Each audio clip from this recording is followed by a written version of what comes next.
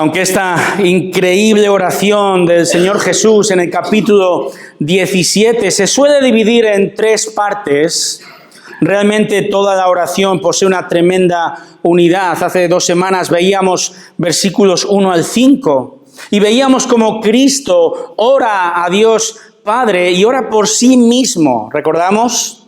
Y realmente lo que Jesús está diciendo en estos 5 versículos es lo siguiente: Padre, ponme en el mejor lugar posible donde yo pueda glorificarte en la salvación de los hombres. Y resulta que ese lugar, ¿cuál es? La cruz.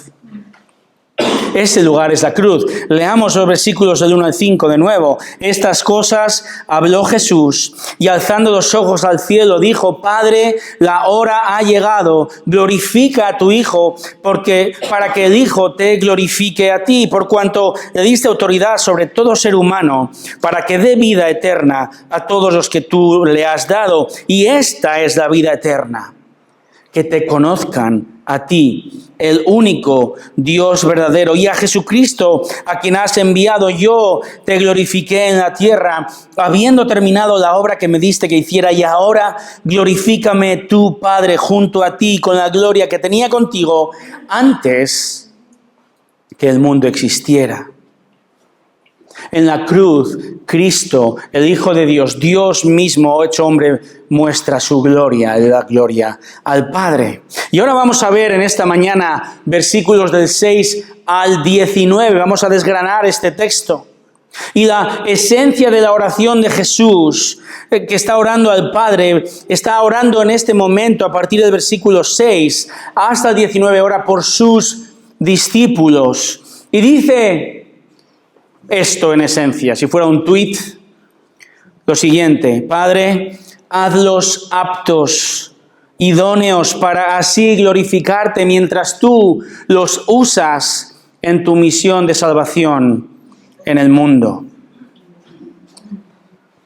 Menos mal que Jesús oró esta oración. Menos mal.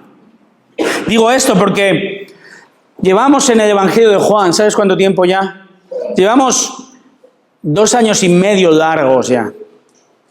Y casi desde el principio he podido observar en mi estudio, entre muchas otras cosas, he observado la increíble gracia y la misericordia y la paciencia que el Señor tiene con sus discípulos. Andrés, Pedro, Felipe, Natanael, Tomás y compañía. Y Juan, que era uno de ellos, escribe este evangelio y nos muestra con toda humildad que la fe de los discípulos era una fe raquítica, débil. Tanto el evangelio de Juan como los otros 3 evangelios nos muestran a discípulos que están constantemente siendo corregidos por el Señor porque no entienden, porque no tienen la fe suficiente, porque están atemorizados, porque anteponen sus intereses personales a los del Señor. Fíjate, Pedro, el líder del grupo, Jesús lo va a llamar Satanás. Pedro va a negar al Señor.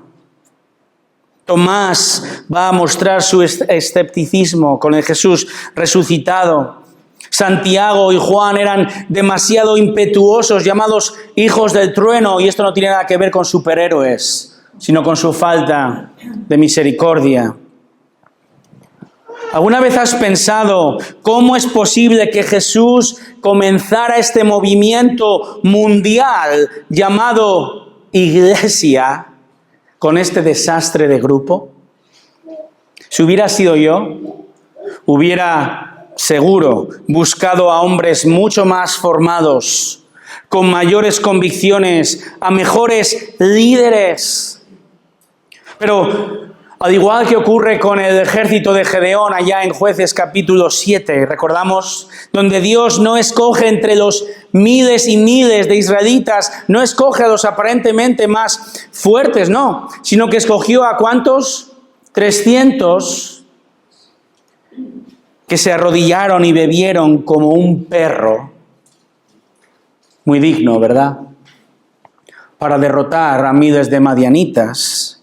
De la misma manera, hermanos, Dios ve más allá y Dios no se equivoca cuando nosotros sí lo haríamos. Dios no escoge erróneamente a los suyos.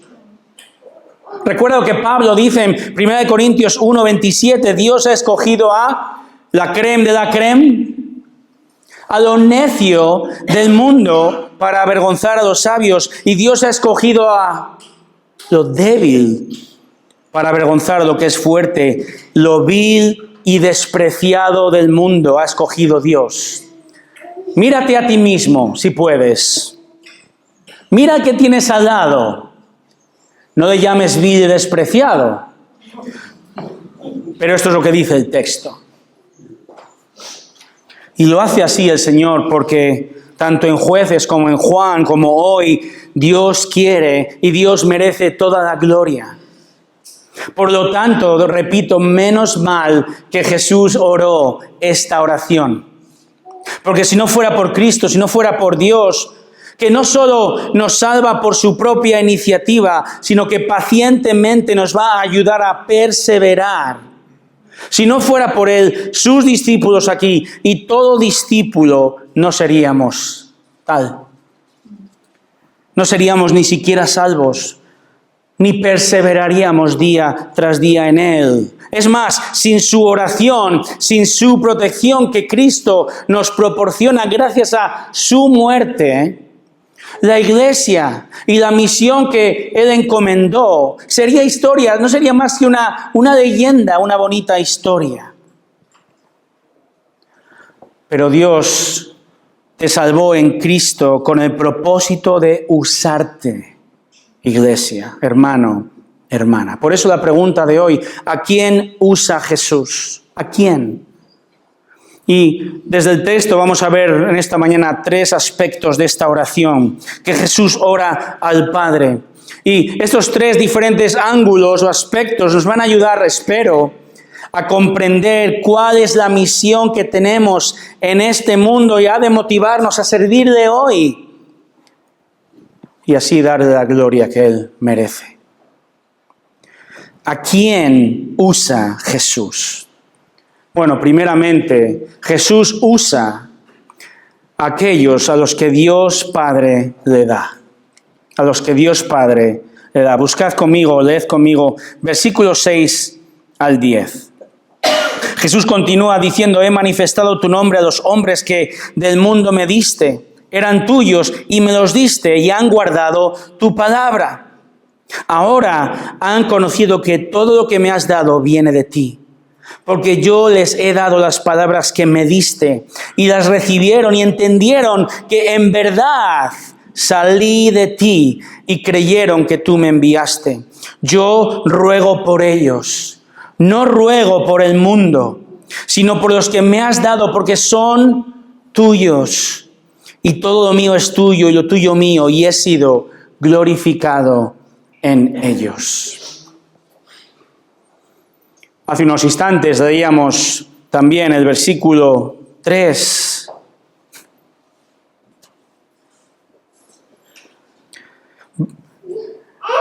Jesús tiene el poder de dar vida eterna a los que tú le has dado. Reflexiona un segundo en este increíble instante que estamos leyendo. Piensa en esto. Porque estamos observando la interacción entre Dios Hijo y Dios Padre. Jesús está abriendo su corazón al Padre en público y nosotros ahora podemos observar por la mirilla de la puerta esta increíble relación que Dios tiene consigo mismo. ¿Y Jesús qué hace aquí? Ahora, ¿qué hace Jesús? Pide por los 11. Específicamente pide por los 11 discípulos que dice el Padre le dio. Ahora, por favor, no desconecte. Esto no se trata solo de los discípulos, ¿verdad? También se trata de ti. Porque luego Jesús, veremos, versículo 20, que dice, no ruego solo por esto, sino por los que han de creer en mí. Hasta hoy. Eso implica tú y yo. Hermano, hermana, el Padre, lo hemos leído, primer versículo de esta reunión, Juan 3:16. El Padre ama al mundo, amén. El Padre ama al mundo, el Padre ama a las personas de este mundo, sin duda, eso es la gracia común. Pero la realidad es que el Padre ha escogido de manera especial a un grupo de este mundo, a un pueblo para sí. Y el Padre Dios escogió a Israel de entre todos los pueblos y lo sigue haciendo hoy con su iglesia. El Padre escogió un rebaño, se lo da al buen pastor y Jesús da su vida por sus ovejas. Juan 10, versículos 14 y 29. Conocemos bien el texto también en Romanos 8, 29, a los que de antemano conoció, ¿verdad? El énfasis de esta palabra de Pablo, esta palabra en griego, la voy a decir, proginosko. Ya puedes ir a casa aprendiendo una nueva palabra. Pero el énfasis aquí está en que Dios te amó desde la eternidad de manera especial. Por eso te escogió, para conocerte, para que te relacionaras con Él. Él te escogió en amor para salvarte y también te escogió para usarte, para que tengas el privilegio de llevar a cabo la misión. ¿Sabes cuál es la misión que tú y yo tenemos como iglesia? Darle toda la gloria.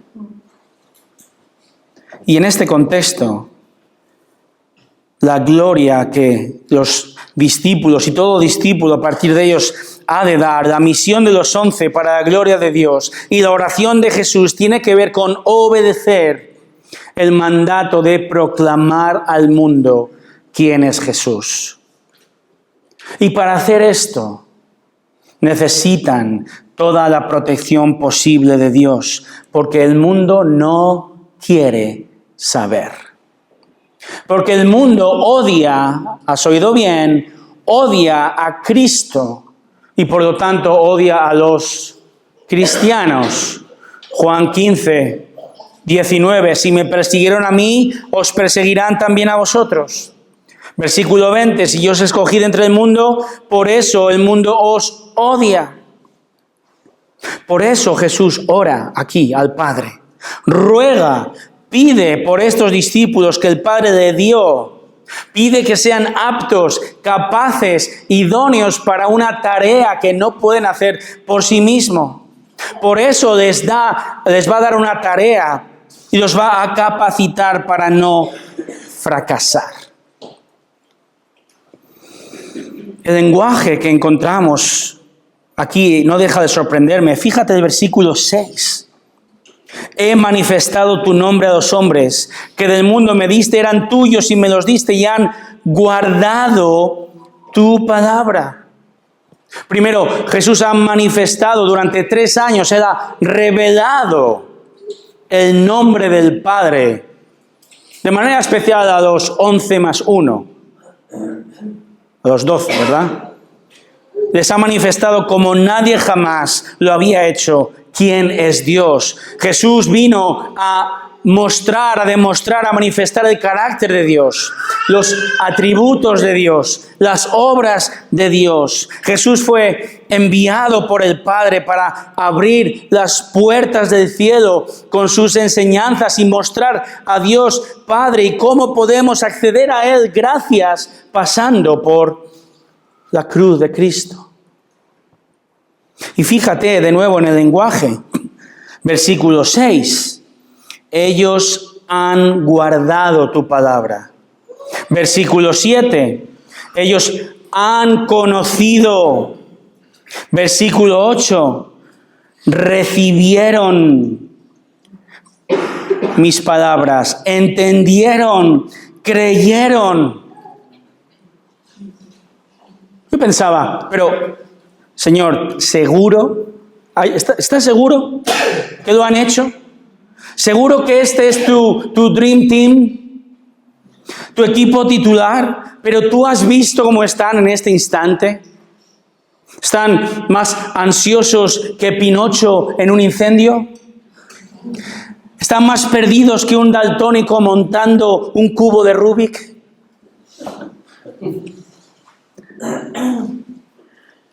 Jesús, no tienes un concepto demasiado alto de ellos. ¿Qué capacitación es esta? Es más, ¿no acabas de decir, Señor, Juan 16:31, que ellos van a huir y te van a dejar solo? Pero ¿qué clase de Dream Team, de ejército, de élite es esto para la misión de proclamarte al mundo? ¿Estás seguro que han guardado, han conocido? El pastor británico J.C. Ryle tiene un comentario muy apropiado. Escucha lo que dice: cuán débil era su fe, qué escaso su conocimiento, cuán superficiales sus éxitos espirituales, cuán débiles sus corazones en la hora del peligro. Es más, muy poco tiempo después de estas palabras de Jesús, ellos lo abandonaron, huyeron. Uno de ellos lo negó 3 veces. Nadie puede leer los 4 evangelios sin concluir que nunca hubo un amo tan grandioso con siervos tan inútiles. Y sin embargo, Jesús, cabeza de la iglesia, habla de ellos al Padre en términos increíblemente misericordiosos y honrosos. Así es. Es aquí, hermanos, donde vemos cómo Dios quiere hacer líneas rectas de renglones absolutamente torcidos que somos.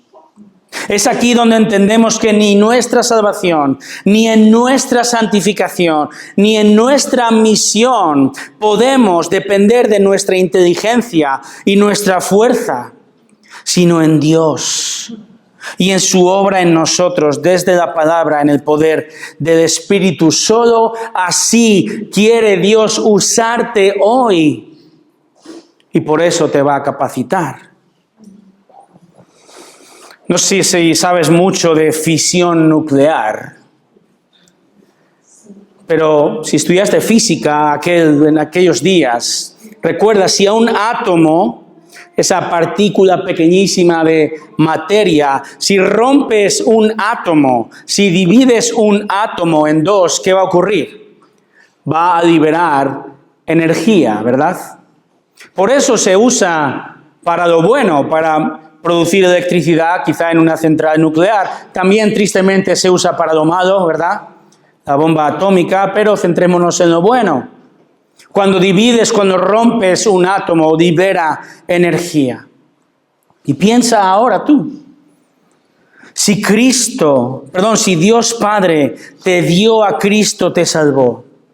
Si en Cristo Él ha roto con tu vida anterior, Él quiere ahora que uses esa energía que viene de Él para su gloria. Dios quiere usarte en su iglesia para llevar a cabo su misión. Y esto es increíble, porque ¿sabes qué? Ni tú ni yo guardamos, ni tú ni yo obedecemos su palabra como debiéramos, como los 11, ¿verdad? Aun cuando no hemos conocido las profundidades de quién es Dios, cuando a menudo no recibimos sus palabras, somos tercos, duros de mollera, ¿verdad? Cuando a menudo no entendemos muchas cosas de su palabra, cuando tantas veces cada día nos falta fe, Él quiere usarnos. Y no es que Dios quiere un equipo mediocre, ¿verdad? Pero lo seríamos. Sin su poder, sin su intercesión, sin su protección. Por eso Cristo oró. Oró por ellos para capacitarlos en el poder del Espíritu Santo. Y aunque no llegaban al estándar que Dios demanda, que es santidad y perfección, a la que, por cierto, debían aspirar, aunque no llegaban ni muchísimo menos a tener la madurez suficiente que, por cierto, debían buscar, aunque su fe no era ni la de una semilla de mostaza que, por cierto, debían crecer en ella, aunque no era el equipo que nosotros hubiéramos elegido. Las glorias del Señor, porque Él oró al Padre, rogó por ellos, porque iba a morir por ellos. Morir la muerte que ellos merecían, después de haber vivido la vida perfecta que ellos no podían vivir. Y de la misma manera, Cristo vivió, Cristo rogó al Padre y murió por ti, creyente, hace 2000 años. Así es.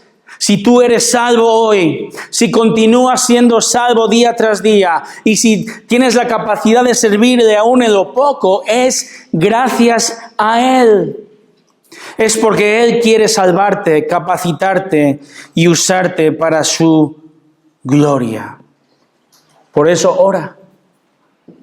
Jesús hace algo en este texto por los suyos que no hace con el mundo. Fíjate, versículos 9 y 10. Yo ruego por ellos, no ruego por el mundo, sino por los que me has dado, porque son tuyos. Y todo lo mío es tuyo y lo tuyo mío, y he sido glorificado en ellos. Jesús ora, ruega al Padre por ellos. Esto, por cierto, no significa que a Jesús no le importa el mundo, ¿verdad? ¿Entendemos? Esto no es que no debemos orar por el no creyente, por el mundo. Esto no significa que entonces no debemos alcanzar al mundo con el Evangelio, porque precisamente la misión que Jesús les va a encomendar a los 11 es la de ir y proclamar. Y la misión que tenemos hoy nosotros como iglesia es esta. Pero en este contexto vemos cómo Jesús específicamente ora al Padre que preserve y santifique a los suyos, a los 11. Jesús ora por ellos, porque también son suyos. Porque Dios Padre y Dios Hijo comparten todo. Todo lo que tenemos nosotros le pertenece a Dios. Pero no todo lo que Él tiene nos pertenece a nosotros. Cualquiera puede decir a Dios Padre, todo lo tuyo es mío. Pero solo Jesús, siendo Dios, puede decir, lo tuyo y los tuyos también son míos. Porque hemos sido dados al Hijo para su gloria. Por eso, tu salvación glorifica a Dios. Por eso tu obediencia glorifica a Dios. Por eso tu servicio le glorifica, porque Jesús se dio a sí mismo, se glorificó en aquella cruz para comprarnos, salvarnos y darle gloria. Y aquí encontramos una increíble lección, mi iglesia. Encontramos que la misericordia, que la paciencia del Señor va mucho más allá de lo que imaginamos y de lo que merecemos. El Señor ha tenido una misericordia y tiene una paciencia infinita contigo y conmigo. Él que desde la nada creó todo, de la nada. Es más, desde nuestro pecado, Él ahora nos ha hecho nuevas criaturas y nos trata con compasión y paciencia en medio de tanto pecado y de tanto defecto. Estos discípulos eran, ¿verdad?, tremendamente débiles, pero Jesús hizo milagros increíbles, aún por medio de ellos, con su debilidad e imperfección y su falta de fe. Y ellos, gracias a la obra de Cristo, gracias a la oración de Cristo, el Padre, en el poder del Espíritu Santo, van a buscar ser guiados y pastoreados y enseñados por el Señor.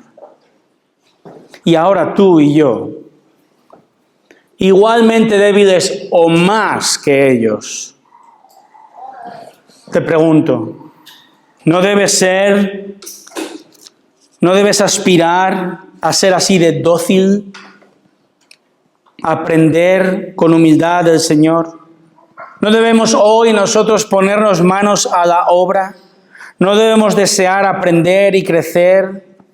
Hermano, hermana, cree, recibe, guarda su palabra, ríndete a Cristo y deja que Él te use para su gloria en el contexto de su iglesia. Pero cuidado, esto no es a Jesús llamando a la puerta, rogándote, por favor, ayúdame. No. Esto tampoco es capacítame y úsame mientras yo me echo la siesta. No. Es tu privilegio servir a Cristo. Es tu responsabilidad querer y hacer. Es tu responsabilidad crecer. No nos confundamos. Un cristiano que no sirve, un cristiano que no desea servir en su iglesia es una contradicción. Por favor, que se lo haga mirar. Que se examine. Porque o tiene muy mala eclesiología o quizá está demostrando una realidad terrible en su corazón. Creyente, el Padre te dio al Hijo. El Padre te regaló al Hijo, a Jesús. Jesús murió por ti, por ese regalo. Y Él te salvó para capacitarte y usarte para su gloria. ¿Estás tú siendo usado por el Señor en tu iglesia? ¿Estás siendo usado? El Señor quiere usarte, creyente. ¿A quién usa Jesús? Jesús usa a los que Dios Padre le da. ¿A quién más usa Jesús?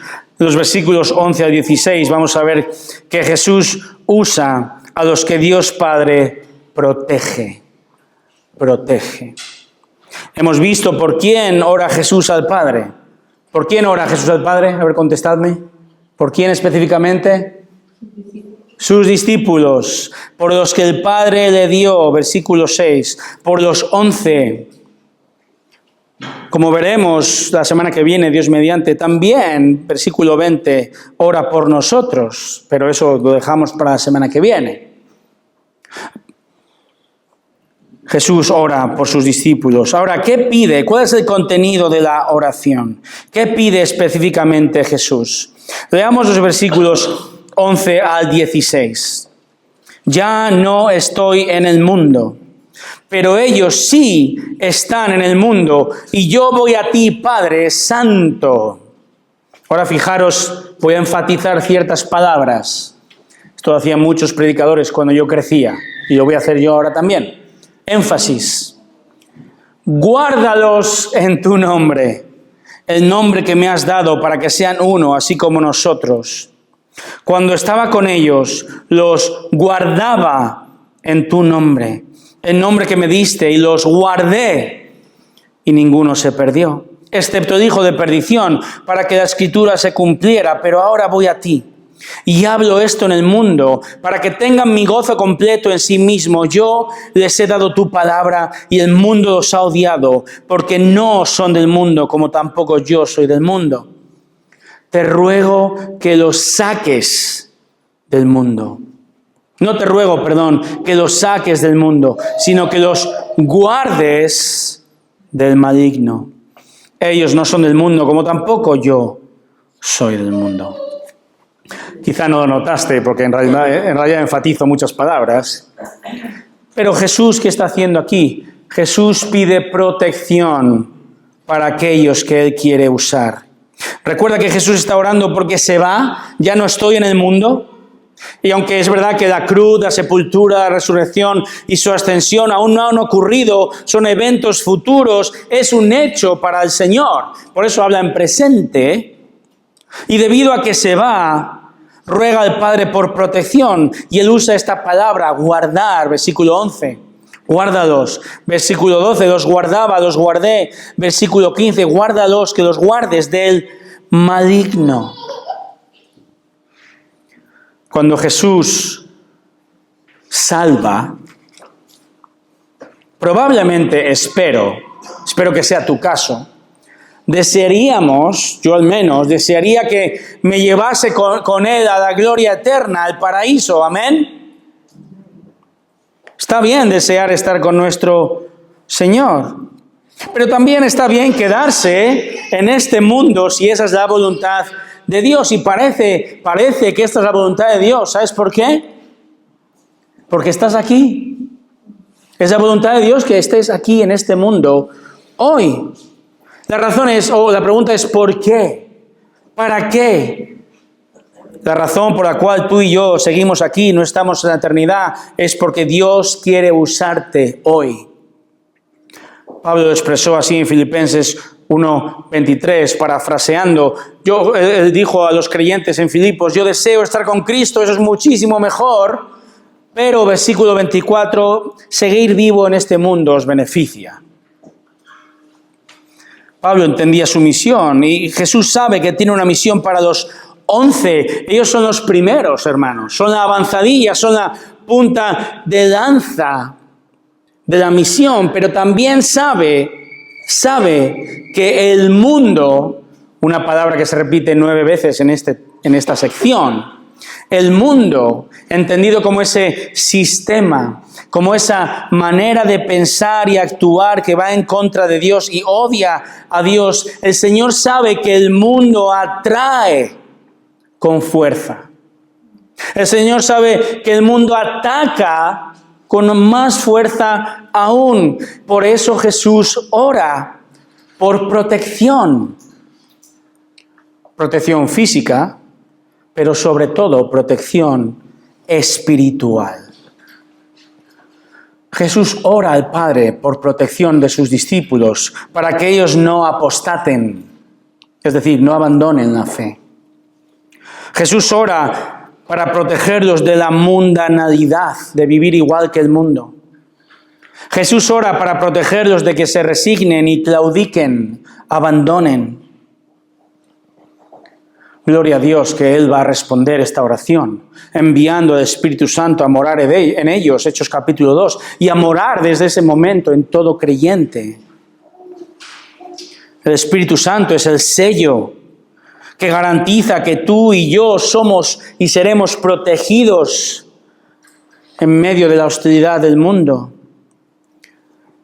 Gracias a Cristo y su obra en nosotros, en la misericordia del Padre, Él nos sella, somos propiedad del Espíritu Santo. Por eso, los 11, y por eso todo creyente desde entonces, todo cristiano verdadero va a perseverar hasta el fin.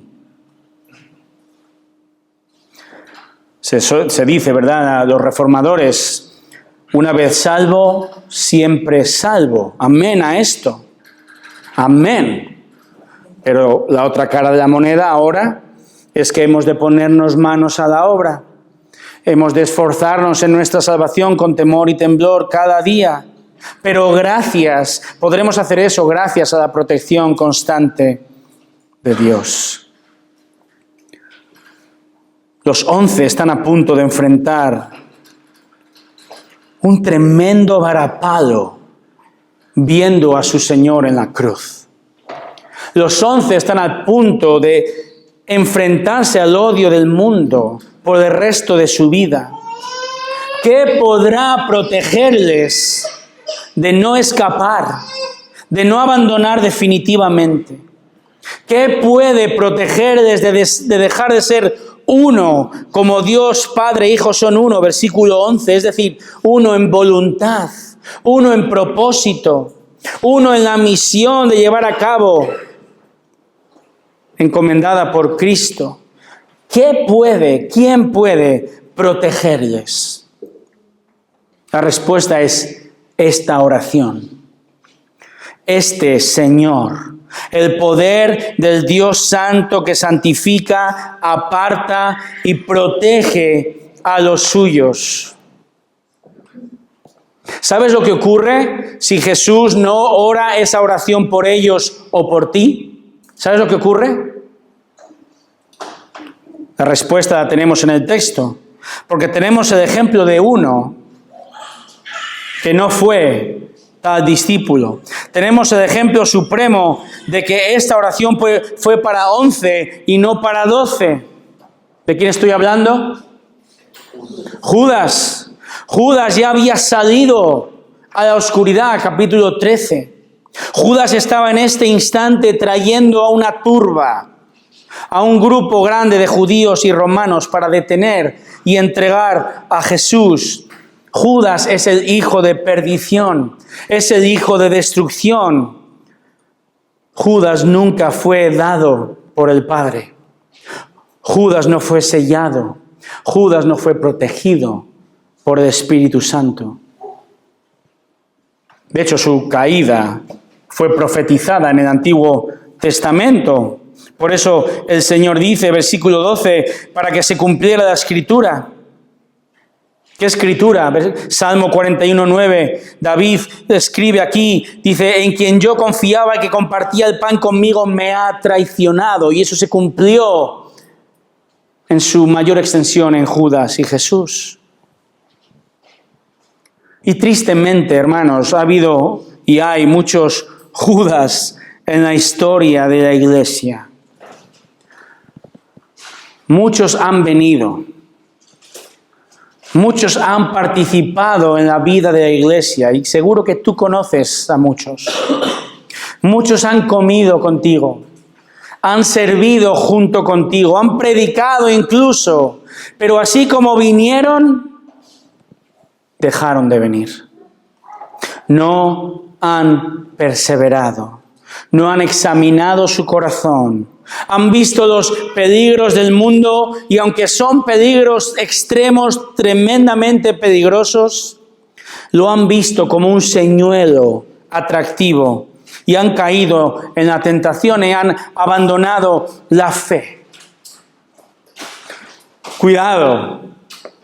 Es difícil saber si definitivamente, y podemos y debemos orar por ello. Solo hay un hijo de perdición profetizado y Dios lo sabía, pero tú y yo no sabemos de estas personas, ¿verdad? El punto aquí es que, sí, Dios nos protege por un lado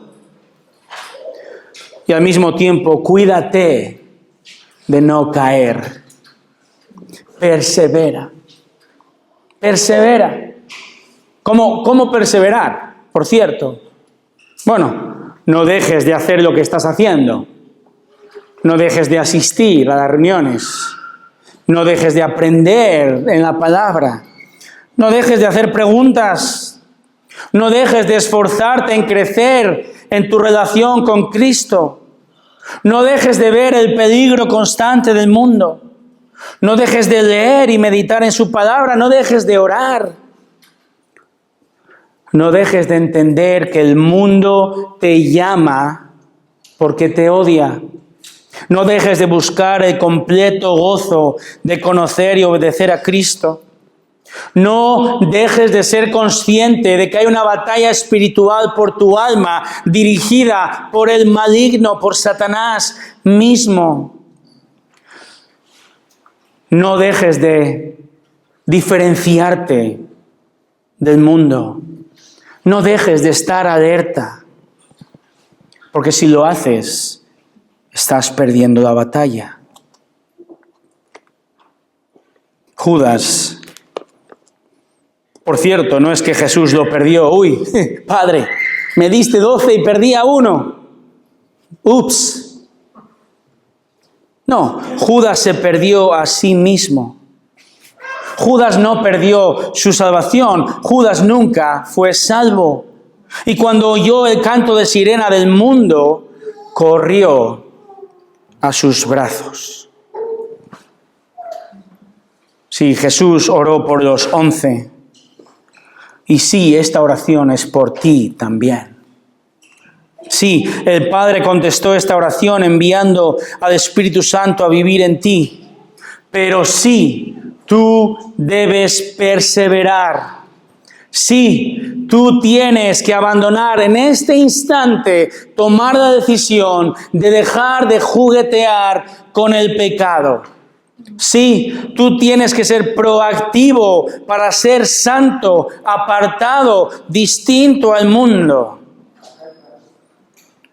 O serás atrapado.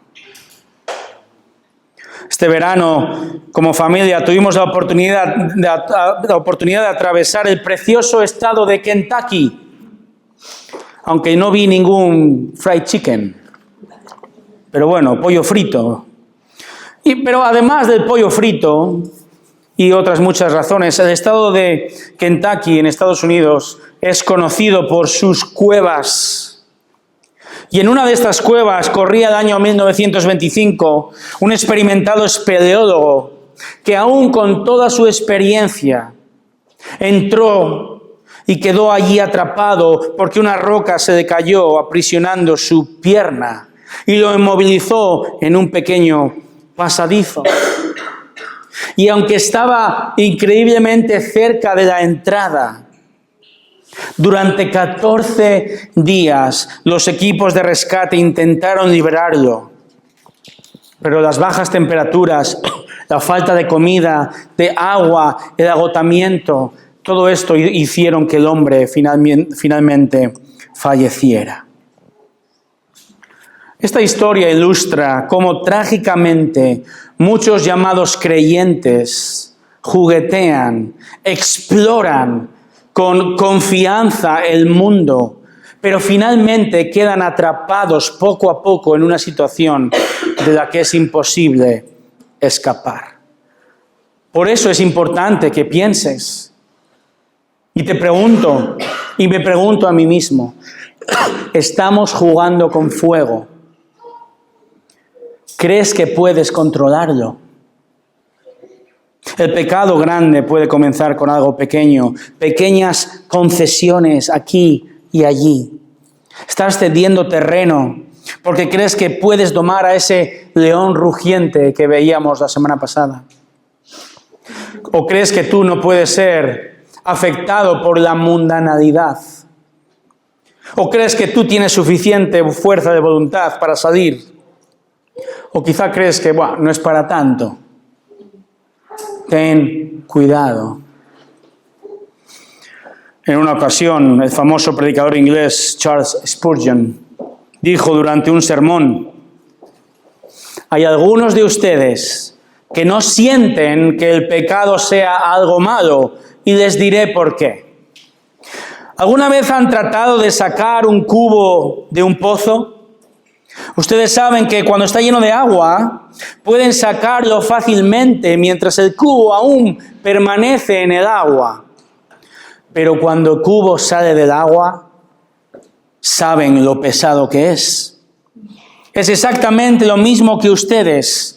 Mientras están en pecado, no lo sienten como una carga, no parece ser tan malo. Pero si el Señor los saca una vez del pecado, descubrirán que es un mal intolerable y atroz. Que el Señor les dé ánimo a algunos de ustedes, aunque estén muy hundidos, que Él los saque del pecado. Que Él nos saque del pecado, hermanos. Jesús oró por protección para esto, por los 11, pero por todo aquel que el Padre le ha dado.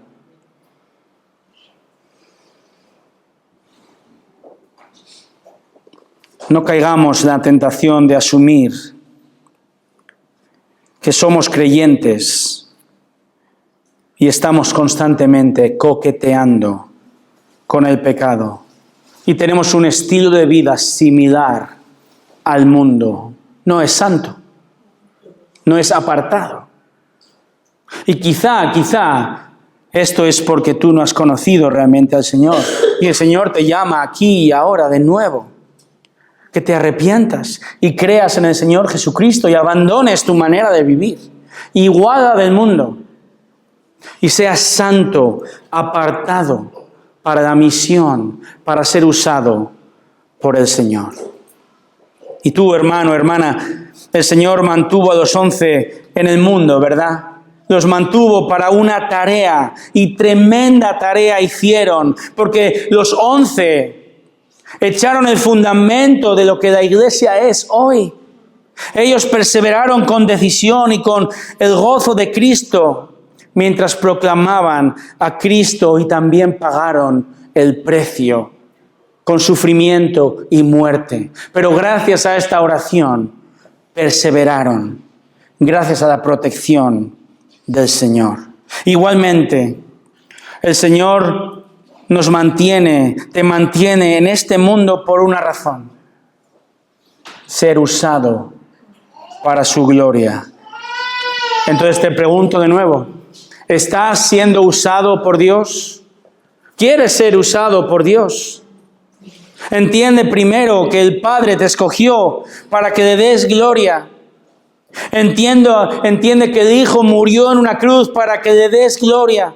Entiende que el Espíritu Santo habita en ti para la gloria de Dios. Y como vemos aquí, Él quiere que le glorifiques siendo usado por Él en la tarea de obedecer el mandato de, sí, permanecer en este mundo, pero para proclamar y vivir su verdad para su gloria.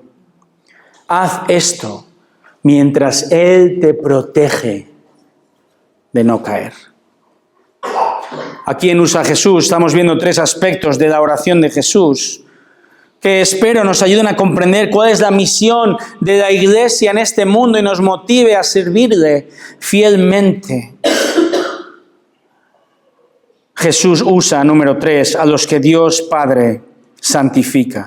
A los que Dios Padre santifica. Fíjate, versículos 17 al 19. Santifícalos en la verdad, tu palabra es verdad. Como tú me enviaste al mundo, yo también los he enviado al mundo. Y por ellos yo me santifico, para que ellos también sean santificados en la verdad. Jesús llamó a su Padre, Padre Santo, en el versículo 11. Dios es santo, ¿verdad? Lo hemos cantado. Santo, santo, santo. ¿Qué significa santo en este contexto? Significa apartado, significa distinto, significa separado de su creación, porque Dios es perfecto, Dios no tiene pecado, Dios es incomparable. Y esta palabra es usada en diferentes contextos. Implica también en el Antiguo Testamento especialmente que Dios separaba, reservaba, tomaba de lo que era común para su gloria, para su uso. Por eso en el Antiguo Testamento Dios santificó, fíjate, a una nación entera, a Israel, Éxodo 19:6. Dios santificó a personas como sacerdotes o profetas. Incluso Dios santificaba cosas, utensilios como los vasos de oro usados para el servicio en el templo. Pero esta realidad ocurre también en el Nuevo Testamento. Dios nos llama a nosotros, la Iglesia, a ser santos. Primera de Pedro 2:9, somos nación santa. Esto no significa vivir apartados, no relacionarnos con el mundo, ¿verdad? No, esto significa vivir de manera diferente al mundo. Significa amar lo que Dios ama y odiar lo que Dios odia. Y esto es lo que pide Jesús por los 11. Pide que Dios Padre los santifique, que los separe, que los proteja. ¿Cómo? ¿Cómo lo hace? Versículo 17. Santifícalos en la verdad. Tu palabra es verdad. Desde la palabra. Dios ha santificado, hermanos, un pueblo. Lo ha separado del resto. Se llama este pueblo Iglesia. Y al mismo tiempo, hermanos, nos llama a vivir una vida santa, obediente. Y nos proporciona el medio para vivir más y más santamente. ¿Verdad? Dios nos ha separado. Ya somos santos. Y al mismo tiempo, Dios nos llama a vivir como Él nos ve, santos. Y Él utiliza la palabra de Dios para esto. Por eso Dios te apartó y lo hizo para usarte. Y Tienes que saber que vas a ser más y más usado por Dios cuanto más pienses y más vivas su palabra. Y por esto le darás mayor gloria. El mundo desea que tú seas menos santo. El mundo desea que seas más como el mundo. El mundo, con el maligno a la cabeza, desea que tus gustos, que tus aficiones, que tu entretenimiento, que lo que pienses de tus padres, que lo que pienses de tus hijos, que lo que pienses y vivas en el matrimonio, que tus finanzas, que pienses como el mundo quiere y no como Dios quiere. El mundo quiere clones, gemelos. Y te aseguro que si no perseveras en la palabra, cada vez serás más un clon del mundo. Pero Dios desea y te capacita para que seas más y más santo. Dios desea que desees ser más santo. Dios anhela que seas transformado por su palabra, porque Él quiere usarte para su gloria. Entonces la pregunta que tienes que hacerte es la siguiente: ¿quiero ser usado por Dios en este mundo? ¿Quiero ser usado por Dios? Es una pregunta muy importante que tienes que hacerte, porque si la respuesta es no, por lo menos estás desechando, rechazando el propósito por el cual el Padre te dio al Hijo. O quizá, de nuevo, no has entendido el Evangelio y tienes que arrepentirte. Pero por lo menos estás rechazando la razón por la cual Dios Padre te dio al Hijo y por la cual el Hijo murió por ti. El propósito por el cual el Hijo, versículo 19, se santificó, se separó, se apartó. El propósito por el cual el Hijo fue enviado fue para redimirte. Tito capítulo 2, versículo 11 dice que Dios ha traído salvación, es decir, ahora somos santos y al mismo tiempo somos llamados, fíjate lo que dice el texto, a negar la impiedad y los deseos mundanos, a vivir en este mundo con dominio propio, justicia y piedad, esperando a Cristo, quien se dio a sí mismo para rescatarnos de toda maldad y purificar para sí un pueblo elegido dedicado a las buenas obras. Es decir, Cristo se santificó, se apartó en aquella cruz para santificarte, apartarte a ti, y para que vivas ahora de manera santa, distinta al mundo, para que vivas conforme a la verdad y seas usado por Él. El Señor me ha bendecido, nos ha bendecido como familia con un pequeño jardín en casa. Es mío. Es mío porque yo lo compré. Bueno, en realidad es mío y de mi esposa, porque vamos a bienes gananciales, lo cual es el 50% para cada uno. Demasiada información. El punto es el siguiente: el jardín es mío, es nuestro. Y tenemos un propósito claro para nuestro jardín. Queremos apartar este espacio para el disfrute de la familia y de la iglesia también. Quizá no todos al mismo tiempo, pero también para disfrute de la congregación. Pero ¿sabes qué? Al menos en mi caso, mi jardín no me vino perfecto. No me vino con la hierba cortada como si fuera el campo de golf de Augusta. Este jardín requiere mucho mantenimiento, porque si yo dejase que la naturaleza siguiera su curso, ¿qué ocurriría? La maleza, las malas hierbas, las enfermedades harían estragos y el jardín no tendría el uso que yo quiero que tenga. De hecho, si tú vienes a mi casa, verás que estos días hay un área totalmente levantada y embarrada ahora mismo, porque hemos tenido que arrancar muchas malas hierbas. Verás otra zona seca Verás otra zona donde unos topos, familia numerosa, ha entrado cual ocupa en edificio abandonado. Si no cuidase de mi jardín, si mi voluntad no fuera cuidar del jardín y usarlo, no podría usarlo como yo quiero, no sería mi jardín, sino sería exactamente igual que el monte de fuera. Si no tuviera claro mi objetivo, ahora miraría mi jardín con sus topos, sus malas hierbas, sus árboles que no dan fruto, no sé qué está pasando. ¿Y sabes lo que haría? Diría lo que hice en mi casa en León, taparlo todo con hormigón y se acabó el problema. Pero quiero ser paciente y trabajar poco a poco para que mi familia y vosotros, mi iglesia, podáis disfrutar el jardín con nosotros. ¿A dónde quiero llegar? Los 11 discípulos, está claro que no son el Dream Team, que no son el equipo perfecto que esperaríamos, ¿verdad?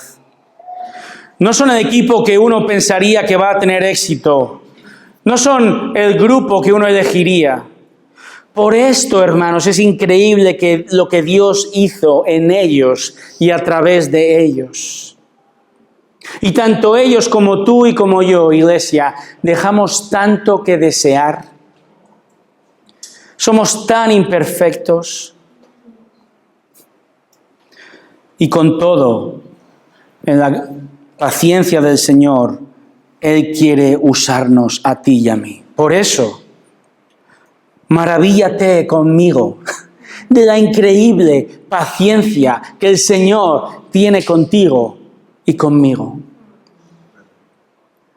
Maravíllate y dale las gracias de que no pone 1 kilómetro de hormigón para acabar por encima de ti, para acabar con el problema. Dios es un Dios paciente contigo. Adórale, porque Él te compró gracias a Cristo. Tú eres posesión suya. Él te santificó. Él te apartó. Él nunca jamás te va a vender. Él va a concluir la obra que ya comenzó en ti. Asómbrate también de que Él te ha hecho apto y quiere usarte a pesar de tu debilidad. Por eso, permítele que te santifique desde su palabra en el contexto de la iglesia. Ven, aprende, estudia, esfuérzate, aplica su palabra. Y sí, a veces duele, porque el Señor poda tu alma, ¿verdad? Quita malas hierbas. Sí, duele, porque a veces esto implica decir no a cosas que queremos decir sí. Pero nuestra actitud y nuestro fruto, si perseveramos, le darán gloria. Primero, demostrarán que efectivamente somos suyos. Segundo, porque seremos usados por Él para extender el Evangelio. A veces esto significa cuidar niños pequeños en la congregación. Otras veces evangelizar. Otras veces limpiar baños. Muchas veces orar. Sea como sea. Sea cuando sea, hermano, hermana. Que el Señor te use en su iglesia para su gloria.